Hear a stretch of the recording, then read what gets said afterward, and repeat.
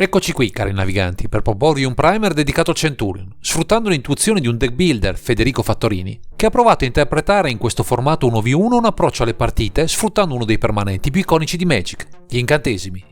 La base con cui è partito utilizza i colori Bant, che non hanno al loro attivo leggendarie, se non in rare eccezioni abbastanza performanti da trovare spazi di manovra in questo meta, sempre più veloce e reattivo, ma forse, in modo del tutto inaspettato, un'eccezione a questa regola c'è. Già, perché grazie a questo viandante potremo abusare di tutta una serie di vantaggi che ci potranno consentire di accumulare così tante risorse rispetto al nemico da portarlo inesorabilmente alla sconfitta, incatenandolo con i nostri incantesimi. Questa volta vi parleremo di Estrid the Masked.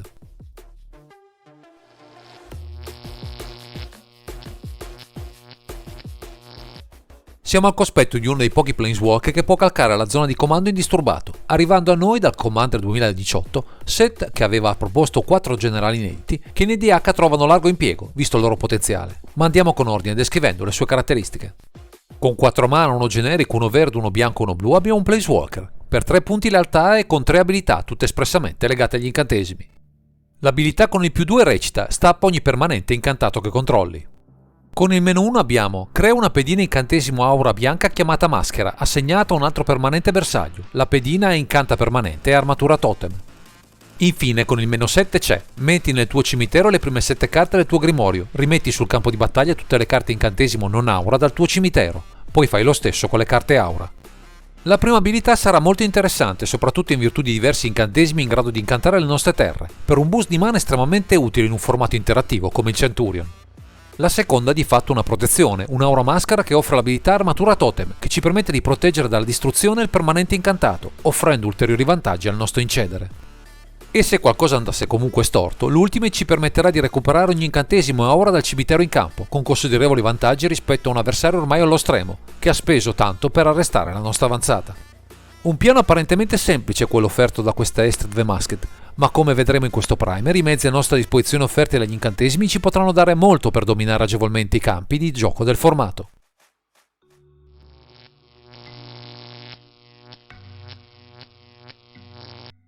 Viste le molte peculiarità fornite dalla nostra Estrid the Masked, dovremmo innanzitutto sfruttare al meglio la sua prima abilità, valorizzando al massimo un trick che potrebbe offrirci un boost di mana enorme, a tutto vantaggio delle nostre strategie. Per farlo, a differenza di altre build a base verde, non utilizzeremo dei normali mana dork, ma degli incantesimi, che incantando le nostre terre ci permetteranno di stapparle per ottenere un nuovo tap per futuri utilizzi, scegliendo carte come Abundant Grove, Fertile Ground, Gift of Paradise, Overgrowth, Utopia Sprawl, Werding Wood, Wild Grow e Wolfwillow Haven. Questo approccio ci offre una maggiore resilienza rispetto alle creature, oltre a poter abusare di alcuni trucchi, grazie a carte come Frantic Search e Treachery, che ci permetteranno di stappare molte terre senza neppure l'ausilio del generale. Visti i vantaggi sul fronte del mana a disposizione, ci saranno molto utili alcuni tutori dedicati agli incantesimi, come Academy Rector e Enlightened Tutor, per garantirci gli elementi necessari per avviare questo processo o trovare carte specifiche molto potenti per il nostro game plan. Gli incantesimi si prestano bene a diversi utilizzi, ad esempio per gli effetti di card selection offerti da Search of Axanta e dal Sylvan Library, che potranno sempre farci scavare nel grimorio quanto basta per trovare qualcuna delle nostre bombe.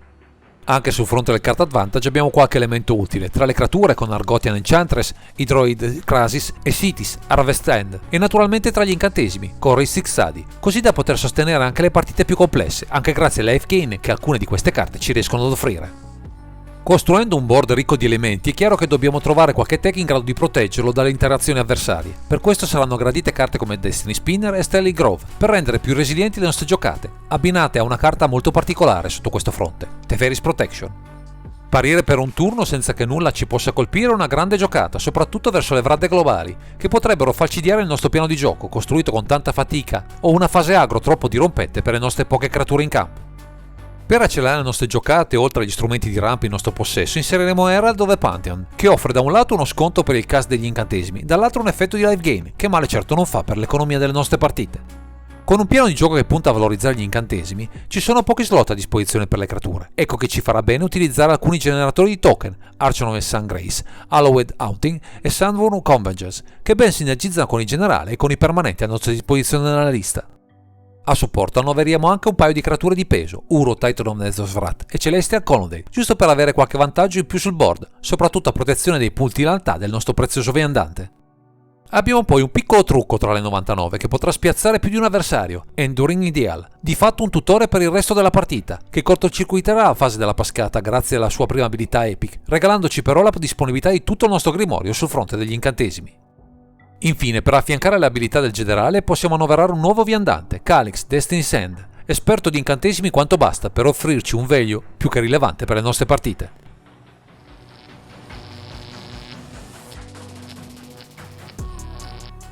Con un piano articolato e complesso, con a capo Estrid the Masked e la sua schiera di incantesimi, dobbiamo dotarci di molti strumenti che possono darci il tempo di apparecchiare il board, anche perché il nostro generale ha un costo di cassa sostenuto e complesso da assemblare. Per questo sfrutteremo al meglio i colori band a disposizione con una serie di magie versatili a partire da Brainstorm, Gitaxian Probe e Omen of the Sea, pronti a scolpirci la mano e a scoprire le debolezze dell'avversario prima di muoverci all'attacco.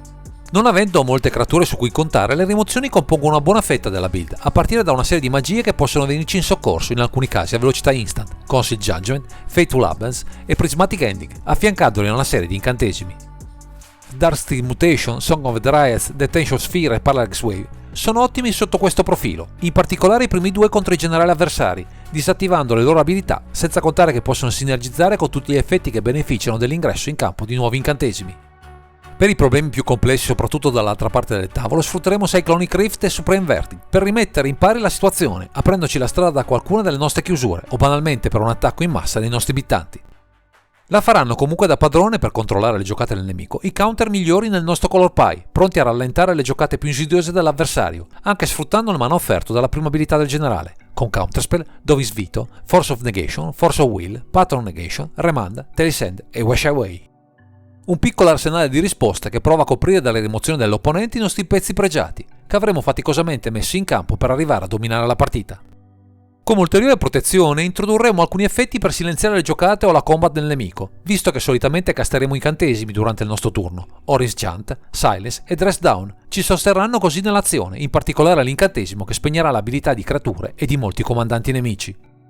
Come ulteriori protezioni, atte anche a rallentare gli opponenti più rapidi di noi, inseriremo alcuni elementi di stacks nella lista, Authority of the Council, Curse of Silence, Overwhelming Sprendel e Stasis, riuscendo in parte a bypassarne i vincoli anche grazie agli effetti di un tappo offerti dal generale. Ci sono poi alcune tech di contorno tra le terre con Mezzovit e Mystic Sanctuary per valorizzare al meglio il cimitero o proteggersi da attaccanti troppo grossi e irruenti, che potrebbero annichilire in fretta il nostro viandante preferito. Tra gli incantesimi invece annoveriamo due vere chicche, Estrid Invocation, che tra effetti di copie e di blink ci può aiutare ad aumentare il value in campo, e Starfleet of Wings, per recuperare qualcosa di finito troppo in fretta nel cimitero, a tutto vantaggio della nostra consistenza.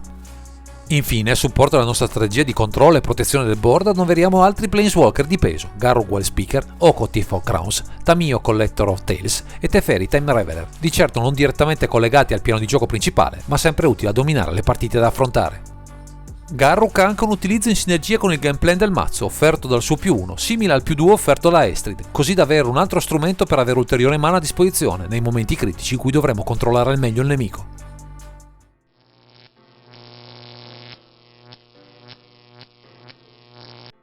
Sin dal suo approccio ai formati a 100 carte, il nostro Federico Fattorini desiderava realizzare una build a base incantesimi e grazie a questa Estrid the Masked non è stato poi difficile raggiungere questo intento.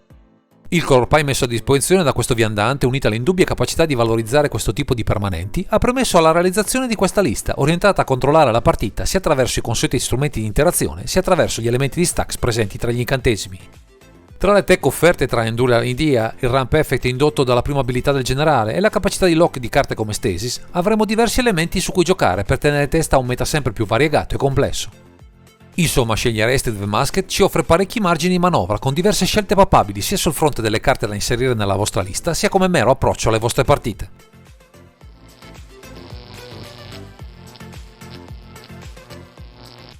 Secondo Federico Fattorini, buona parte del piano di gioco costruito intorno a Estrid the Masked si adatta al meta da affrontare, andando a prediligere un approccio differente, anche in base all'avversario di turno. Il meta che solitamente affronta il nostro deck builder tra l'area di Roma e di Perugia è ricco di mazzi midrange e agro, quindi alcune scelte presenti nella build sono appositamente pensate per controbattere agevolmente questi archetipi. Con il nucleo delle creature presenti in questa lista, in combinazione con le molte rimozioni a disposizione, si può mettere al sicuro il dagli assalti il nostro viandante, ma se il contesto di gioco cambia, dovremo anche noi correggere il tiro, con una struttura più adatta a colpire i control del formato.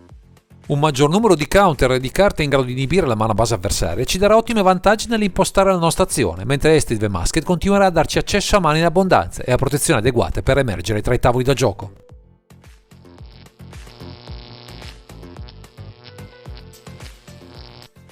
Grazie ai consigli del nostro The Builder proviamo ora a comprendere come questo archetipo basato su Estrid the Masked si posiziona nel meta Centurion rispetto ai diversi archetipi che al momento bazzicano tra i tavoli da gioco.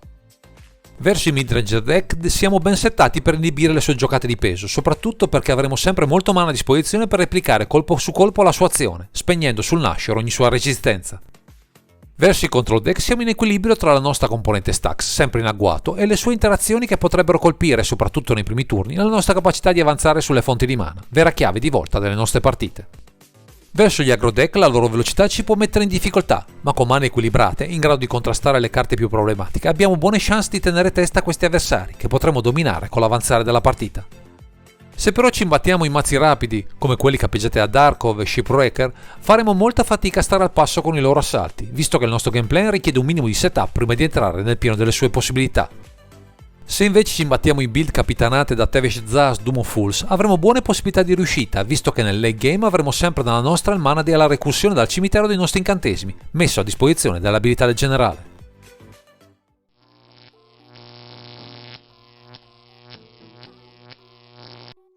Sul fronte delle innovazioni, per Federico Fattorini, non è facile trovare qualcosa di ancora più efficace da inserire in questa Estrid the Masked, anche se il nuovo set di Kamigawa Neon Dynasty potrebbe proporci nuovi incantesimi interessanti, viste le preview fin qui mostrate. Di certo potrebbe essere interessante introdurre una chiusura alternativa, composta da Squirrel Nest e Aircraft, permettendoci di generare un'infinità di token scoiattolo, che solo per il flavor offerto meriterebbe una chance nella vostra lista. Considerate che il Coral Pie Band messo a disposizione da Estrid the Masked di tanto in tanto si potrà arricchire di nuove interazioni, segno che avrete sempre modo di plasmare una lista dedicata a questo generale secondo il vostro gusto personale e le esigenze del meta in continuo mutamento.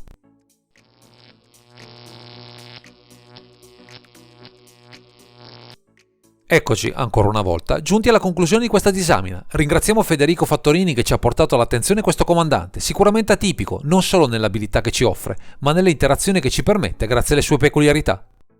Se vi piacciono gli incantesimi o semplicemente volete sfruttare al meglio la versatilità dei colori band, questa Estrid the Masked potrebbe fare a caso vostro, senza contare che avete dalla vostra ampi margini di manovra per personalizzare a vostro gusto una lista orientata a valorizzarne i pregi.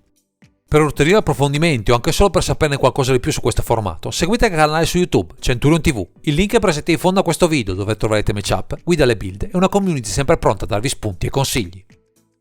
Direi che questo è tutto per questo video, grazie per averci seguito e non dimenticate di commentare, condividere e sottoscrivere il canale per ritrovarsi sempre qui su Underground Sea.